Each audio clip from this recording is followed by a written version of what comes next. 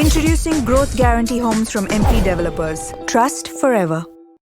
இந்திய அரசியலமைப்பின் 315(1) கீழ் அமைக்கப்பட்டு மாநில அளவிலான அரசியலமைப்பு சார்ந்த அமைப்பாகும். தமிழ்நாடு அரசின் பல்வேறு துறைகளில் உள்ள காலி பணியிடங்களை ஆட்சேர்ப்பு செய்வது இவ்வாணையத்தின் நோக்கம். மேலும் மாநில அரசு பணி அலுவலர்களுக்கான தேர்வுகளை நடத்தி வருகிறது. இவ்வாணையத்தில் அரசு பணியாளர்கள் தேர்வு செய்தல், பணி நியமனம், பதவி உயர்வு, பணி மாறுதல் போன்ற செயல்பாடுகளும் அதற்கான நெறிமுறை கலைகளும் வழங்கி கொண்டிருக்கிறது. மேலும் தமிழ்நாடு அரசு பணியாளர்கள் தேர்வாணையத்தில் தேர்வுக்களம் எனும் ஒருங்கிணைந்த கைபேசி செயலி உருவாக்கப்பட்டுள்ளது. இப்படி பல்வேறு வகையான பணிகளை தமிழ்நாடு அரசு பணியாளர்கள் தேர்வாணையம் திறம்பட செய்து வருகிறது. மாண்புமிகு பேரவைத் தலைவர் அவர்களே, ஆட்சி பொறுப்பேற்ற 3 மாதங்களில் திரும்பும் திசையெல்லாம் முதல்வர் சேவையை எல்லோரும் பாராட்டி வருகிறார்கள். இதுதான் உண்மையான மக்கள் ஆட்சி, இதுதான் உண்மையான மக்கள் போற்றும் ஆட்சி. பேரவைத் தலைவர் அவர்களே, முதல்வரின் சேவையை பாராட்டுவோருக்கு சேவை வரி விதித்தால் இந்தியாவின் கடனை இன்றே அடைக்கலாம். முதல்வரின் சேவையை பாராட்டுவோருக்கு சேவை வரி விதித்தால் இந்தியாவை கடனை இன்றே அடைக்கலாம். தமிழகத்தை காக்க வந்த நவசக்தியாய், யுவசக்தியாய், நவீன சக்தியாய், புரட்சி சக்தியாய், புதுமை சக்தியாய், ஜனசக்தியாய் அன்பிற்குரிய அப்பா சந்திரசேகரும் வணக்கத்திற்குரிய தாய் சோபாமா அவர்களுக்கு பெற்றெடுத்த நல்முத்து எங்கள் தலைவரே, தமிழக முதல்வரே, நீங்களை மீண்டும் வணங்கி துறையின் பதிவை அறிவிப்பு செய்கிறேன். மாண்புமிகு பேரவைத் தலைவர் அவர்களே, நேரத்தின் அருமை கருதி ஒட்டுமொத்த அறிவிப்புகளும் தலைப்பை மட்டும் நான் இங்கே வாசிக்க இருக்கிறேன். இருப்பினும் ஒவ்வொரு அறிவிப்பினையும் முழுமையாக வாசித்ததாக பதிவு செய்ய கொள்ளும்படி பணிவோடு கேட்டுக்கொள்கிறேன். அறிவிப்பு எண் 1, அரசு பெண் பணியாளர்களின் 3வது குழந்தைக்கு மகப்பேறு விடுப்பு 365 நாட்கள் வழங்கப்படும்.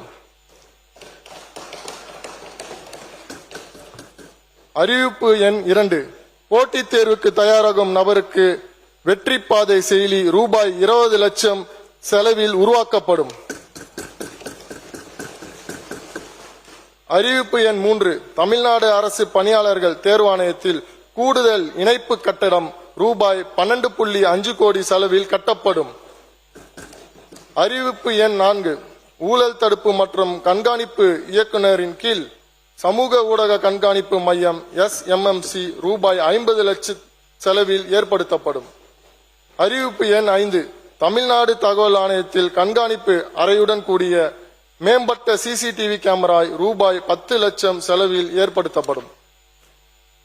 அறிவிப்பு எண் 8, ஆ மற்றும் ஆ அடிப்படை பயிற்சி நிலையம் மற்றும் அகில இந்திய அறிவிப்பு எண் 6, ஆ மற்றும் ஆ அடிப்படை பயிற்சி நிலையம் மற்றும் அகில இந்திய குடிமைப்பணி தேர்வு பயிற்சி மையம், வகுப்பறை, தங்கும் விடுதிகள், கலையரங்கங்கள் மற்றும் விருந்தினர் அறைகள் ஆகிய ரூபாய் 2 கோடி செலவில் புதுப்பிக்கப்படும்.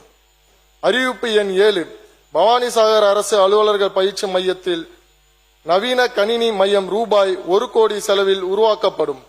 அறிவிப்பு எண் 8, பவானிசாகர் அரசு அலுவலர்கள் பயிற்சி மையத்தில் திறந்த வெளி விளையாட்டு பயிற்சி மையம் ரூபாய் 2.25 கோடி மதிப்பீட்டில் அமைக்கப்படும்.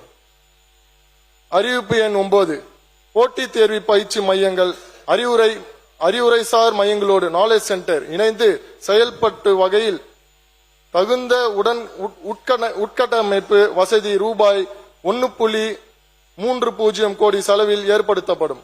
அறிவிப்பு எண் 10, அரசு பணியாளர்களுக்காக இணையவழி திறன் மேம்பாட்டு பயிற்சி, கூடுதலாக சட்டம் மற்றும் விதிகள் போன்ற கற்றல் தொகுதிகளை ரூபாய் 50 லட்சம் செலவில் உருவாக்கி திறன் 360 இணையதளத்தில் சேர்த்து நடைமுறைப்படுத்தப்படும். அறிவிப்பு எண் 11, எளிமை ஆளுமை திட்டத்தின் கீழ் 150 அரசு சேவைகள் வழங்கப்படும். மாண்புமிகு பேரவைத் தலைவர் அவர்களே, கோவிலுக்குள் சென்றால் எப்படி தண்ணீர் தீர்த்தமாகிறதோ, சாதம் பிரசாதமாகிறதோ, சாம்பல் திருநீர் ஆகிறதோ, அதே போல் தாவேக்கா அலுவலகம் சென்றால் சாமானியர் கூட சட்டமன்ற உறுப்பினர் ஆகலாம். சிலருக்கு குலதெய்வம் பிடிக்கும், சிலருக்கு இஷ்ட தெய்வம் பிடிக்கும். ஆனால் எல்லோருக்கும் பிடித்த மனித தெய்வம் தமிழக முதல்வர் எங்கள் தளபதியே.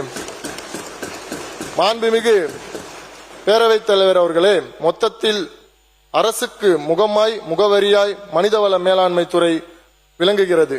பேரவைத் தலைவர் அவர்களே, மாண்புமிகு உறுப்பினர்களுக்கு நான் எடுத்து வைத்த கருத்துகள் மனநிறைவை அளித்திருக்கும் என நம்புகிறேன். மாண்புமிகு உறுப்பினர்கள் தங்கள் வழங்கிய வெட்டு தீர்மானத்தை திரும்ப பெற்றுக்கொண்டு மானிய கோரிக்கை நிறைவேற்றி தருமாறு அன்புடன் கேட்டுக்கொள்கிறேன். மாண்புமிகு முதல்வர் அவர்களுக்கும் பேரவைத் தலைவர், துணைத் தலைவர், கழக பொதுச் செயலாளர், மாண்புமிகு அமைச்சர் பெருமக்கள், அரசு தலைமை கொறடா, அனைத்து சட்டமன்ற உறுப்பினர்கள், துறையின் செயலாளர், அனைத்து அலுவலர்கள், பணியாளர்கள், அமைச்சர் அலுவலக அனைத்து சகோதரர்கள், பத்திரிகை மற்றும் ஊடக நண்பர்கள், காவலாளர்கள் என்று அனைவருக்கும் எனது மனமார்ந்த நன்றியை பதிந்து வணங்குகிறேன். இது பேரவைத் தலைவர் அவர்களே, என் கையில் இருப்பது வெறும் காகிதம் அல்ல, இது மனிதவள மேலாண்மை துறையின் என் மாண்புமிகு முதலமைச்சரின் மிகப்பெரிய ஆயுதம் என்று கூறி, வாழ்க தமிழ்நாடு, வளர்க தமிழ் மக்கள், வெல்க ஜனநாயகம் என்று விடைபெறுகிறேன். நன்றி, வணக்கம். Introducing Growth Guarantee Homes from MP Developers. Trust forever.